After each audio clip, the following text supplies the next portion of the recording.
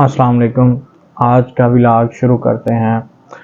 آج مختلف چیپٹر ہوں گے، مختلف موضوعات ہوں گے اور مختلف موضوعات کے اوپر جو ہے وہ بات ہوگی۔ سب سے پہلے تو سانحہ یونان کے لیے جو یونان میں کشتی ڈوبی ہے اس تمام سوگواران کے ساتھ ہم تعزیت کرتے ہیں۔ اللہ پاک تمام مرحومین کو جنت الفردوس میں اعلیٰ مقام عطا فرمائے، اللہ پاک ان کی مغفرت فرمائے اور گھر والوں کو صبر جمیل عطا فرمائے۔ تو اس کے پیچھے جو حقائق ہیں اس کے اوپر بات کریں گے کہ پاکستان میں یہ معاملات دن بہ دن بڑھتے جا رہے ہیں، اور میرا خیال ہے کہ پاکستان کی 75 سالہ ہسٹری میں یہ جو یہ دو سال گزر رہے ہیں، اس 2 سالوں میں پاکستان میں سب سے زیادہ نوجوان جو ہیں وہ بیرون ملک سفر کر کے باہر گئے ہیں، جس میں مطلب مختلف یورپی ممالک ہیں، آسٹریلیا، کینیڈا، امریکہ وغیرہ میں وہ سب سے زیادہ جو ہے وہ ان 2 سالوں میں گئے ہیں۔ تو ان 2 سالوں میں بہت زیادہ لوگوں کے جانے کی وجہ یہی ہے کہ ایک تو ملک میں سیاسی استحکام نہیں ہے، دوسرا پاکستان کی معیشت جو ہے وہ دن بہ دن خراب ہو رہی ہے۔ تو اسی صورتحال کو دیکھتے ہوئے جو 2 احباب ہیں، میرے بھی 2 احباب ہیں جو مطلب بہت سارے جو ہیں وہ پاکستان چھوڑ کے جا چکے ہیں، اور اس کی وجہ صرف اور صرف یہی ہے کہ پاکستان کی بگڑتی ہوئی معاشی صورتحال، نہ ادھر پاکستان میں لا اینڈ آرڈر کی سچویشن ٹھیک ہو رہی ہے، نہ ایڈمنسٹریشن کی ٹھیک ہو رہی ہے، نہ اس کے علاوہ نئے موقع جو ہیں وہ کاروباری حضرات کے لیے پیدا کیے جا رہے ہیں، اور نہ ہی نوکریاں نہیں آ رہی ہیں کہ جو ملک میں نوجوان جو ہیں وہ پاکستان میں حصہ ڈال سکیں۔ نیا پروجیکٹ نہیں لگ رہا، ظاہر ہے جب نیا پروجیکٹ نہیں لگے گا تو نئی نوکریاں کہاں سے پیدا ہوں گی، نئی نوکریاں پیدا نہیں ہوں گی تو ملک میں معاشی استحکام جو ہے وہ برقرار نہیں رہ پائے گا، جس وجہ سے یہ مسئلے مسائل جو ہیں وہ کھڑے ہوں گے۔ ان مسئلے مسائل کے کھڑے ہونے کی وجہ سے لوگ جو ہیں وہ سیف مستقبل کے لیے، سیف فیوچر کے لیے پاکستان سے باہر کا رخ کرتے ہیں۔ جس وجہ سے یہ باہر رخ کرنے کی وجہ سے ہی یہ معاملات جو ہے وہ سانحہ یونان جو ہے وہ وقوع پذیر ہوا ہے۔ لیکن اس میں ایک چیز جو ہے وہ بہت دیکھنے اور سوچنے والی بات ہے کہ لوگ 25-25 لاکھ روپیہ دے کے یہاں سے جا رہے ہیں، تو پاکستان میں جس کے پاس 25 لاکھ روپیہ ہے وہ تو ایک اچھے گھرانے سے ہیں، آپ 25 لاکھ روپیہ کام ادھر کر لیں، انویسٹمنٹ ادھر کریں تو میرا خیال ہے کہ لاکھ، 1.25 لاکھ، 1.5 لاکھ روپیہ وہ آرام سے پاکستان میں کما لے گا۔ لیکن اس کے باوجود کچھ پاکستانیوں کی ذہنی اذیت جو ہے، وہ ذہنی بدحالی جو ہے، ذہنی استحکام نہ ہونے کی وجہ سے وہ لوگ پاکستان میں کام کرنے کو گوارا نہیں سمجھتے ہیں۔ یہی لوگ جو ہیں وہ یورپ میں جائیں گے، یورپ میں جا کر مختلف جگہ پہ کارپینٹر اور چھوٹے چھوٹے کام جو ہیں وہ کریں گے، لیکن پاکستان میں یہ چھوٹا کام کرنے کو اپنی توہین سمجھتے ہیں، اور اسی توہین کی وجہ سے یہ سارے معاملات جو ہیں وہ سانحے کی صورت میں جو ہے نا وہ تبدیل ہو جاتے ہیں۔ اس میں بہت سے قریبی 2 احباب بھی ہیں میرے، اگر وہ یہی کام ادھر پاکستان میں رہ کے کرتے، ٹھیک ہے پاکستان میں پیسے کم ہے، پیسہ کم ہونا یہ ایشو نہیں ہوتا ملک میں، لیکن جان کا رسک ایک بہت بڑا رسک بن جاتا ہے جب لوگ آپ پاکستان میں محنت نہیں کرو گے، باہر جاؤ گے تو باہر میں تو پھر یہ پرابلمز جو ہیں وہ آتی ہیں یہ لوگ۔ اور دوسرا یہ ہے کہ جو آلریڈی یورپ، امریکہ، کینیڈا میں شفٹ ہیں، وہاں کے لوگوں کی وہ شان باٹ، اٹھنا بیٹھنا جب وہ دیکھتے ہیں تو یہاں کے نوجوان کا جو دل ہے وہ پگھل جاتا ہے، اور وہ دل پگھلنا ہی بیسیکلی اس کے لیے مائنڈ چینجنگ کا جو ہے نا وہ ذریعہ بنتا ہے جب وہ ادھر دیکھتا ہے۔ جبکہ وہ ایک تصویر ہوتی ہے، تصویر کے ہمیشہ 2 رخ ہوتے ہیں، ایک رخ جو ہے وہ اچھائی کا اور دوسرا رخ برائی کا۔ ان کو وہاں پہنچتے ہوئے ایسی تصویریں بنانے میں کم از کم 5-7 سال کا عرصہ درکار ہوتا ہے، اور 5-7 سال اگر اسی نیت اور اسی پیسے کے ساتھ اگر آپ ادھر پاکستان میں محنت کریں تو آپ کے لیے بہت سارے مواقع پیدا ہو سکتے ہیں، ملک کی معیشت بھی ٹھیک ہو سکتی ہے اور ملک میں چینج بھی آ سکتی ہے۔ تو اس ساری سسٹم کو سمجھنے کے لیے آپ کے لیے ضروری ہے تعلیم۔ تعلیم کا ہونا بہت ضروری ہے۔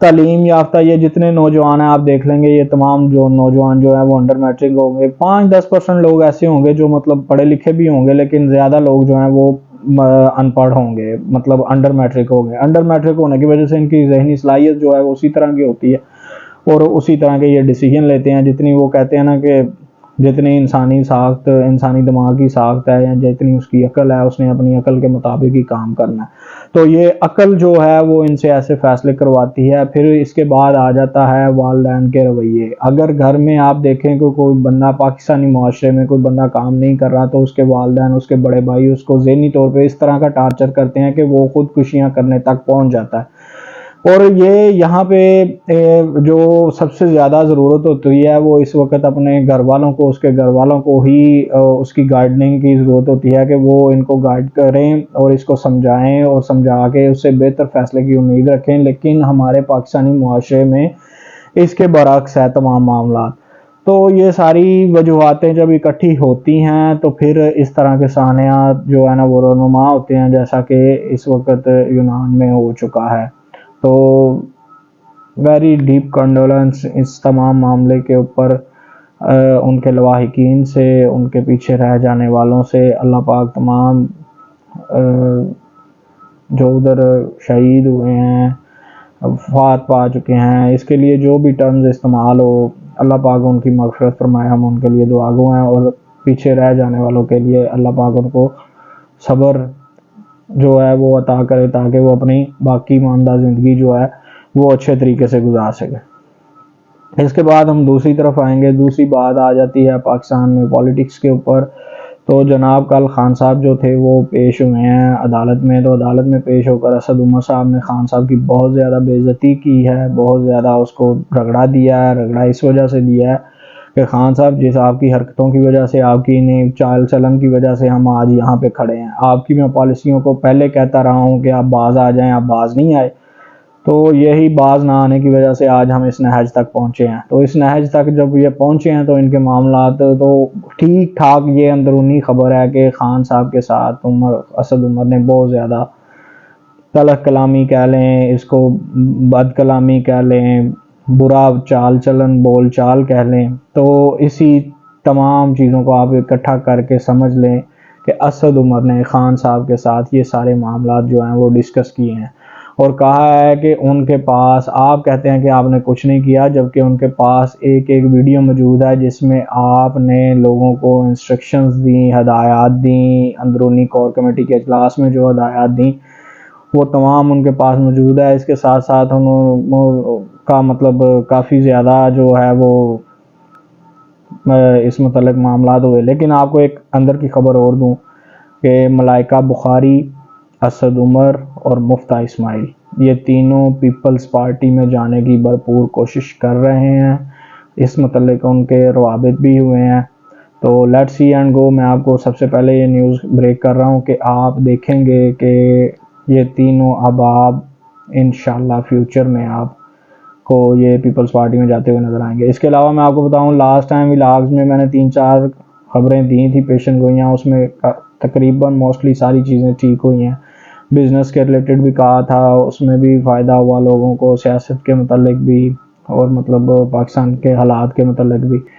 تو یہ سچویشن معاملات جو ہیں وہ اس وقت چل رہے ہیں. اس کے بعد آپ کو ایک اور بات بتا دوں، اس سینٹ میں ایک بل پاس ہوا ہے جس کے متعلق بہت سی چہمگوئیاں جاری ہیں. تو وہ پاکستانی عوام کے لیے تو بہت بری خبر تھی، لیکن پاکستانی عوام کے لیے ایک اچھی خبر بھی یہ ہے کہ اس بل کو پیپلز پارٹی کی طرف سے ڈینائی کر دیا گیا. ڈینائی کرنے کے بعد اس کو فاروق ایچ نائک صاحب کو وزیر چیئرمین بلاول بھٹو زرداری کی طرف سے بہت زیادہ وہ ان کو مطلب پارلیمانی زبان میں جو ہے ان کو بے عزت بھی کیا گیا کہ آپ نے یہ کیسے کر لیا کہ ملک ڈیفالٹ کی جانب جا رہا ہے، ملک کے معاشی استحکام موجود نہیں ہے، ملک میں سیاسی استحکام موجود نہیں ہے، اور آپ اس طرح کے بل جو ہے وہ پیش کروا رہے ہیں اور آپ کی کسٹڈی میں یہ اس طرح کے بل پاس بھی ہو رہے ہیں. تو انہوں نے ان کی بہت زیادہ بے عزتی کی، جس کے بعد یہ بل جو ہے وہ مسترد کر دیا گیا. اس کے علاوہ یہ بل جب ایوان زیریں یعنی کہ قومی اسمبلی میں آئے گا تو شہری رحمان صاحبہ کا کہنا ہے کہ وہاں پہ بھی بل مسترد ہو جائے گا. تو انشاءاللہ یہ اس میں بھی پاکستان پیپلز پارٹی عوامی نمائندگی کو جو ہے وہ اچھے طریقے سے دیکھتے ہوئے اس بل کا پورا جو ہے وہ مطلب بائیکاٹ کیا ہے اور آگے بھی کرے گی. تو اس کے علاوہ آپ کے ساتھ اور ایک خبر اور شیئر کرنی ہے. وہ خبر ہے جناب ملکی سیاست کے متعلق ہی کہ پاکستان استحکام پارٹی جو ہے اس کے غبارے سے ہوا بالکل نکل چکی ہے، اور آپ کو اس کی معاملات جو ہیں اس میں آپ کو بالکل بھی کوئی پیش رفت اور پذیرائی نظر نہیں آئے گی. ملک میں یہ بھی کچھ باتیں سننے میں آ رہی ہیں کہ ایک اور پارٹی جو ہے اس کو بھی لانچ کرنے کا سوچا جا رہا ہے under supervision of Shahid Khaqan Abbasi. تو دیکھتے ہیں کہ اس متعلق ابھی کیا پیش ہوتا ہے۔ آپ کو اندر کی نیوز دے رہا ہوں کہ ہو سکتا ہے کہ چند ایک لوگوں کی ایک الگ سے ایک اور پارٹی جو ہے وہ وقوع پذیر ہو جائے، وہ شاہد خاقان عباسی اور چودھری نثار وغیرہ کے تھرو۔ تو آج کے ولاگ میں یہ 3-4 خبریں تھیں، انشاءاللہ ملتے ہیں کل کے ولاگ میں۔ اللہ حافظ۔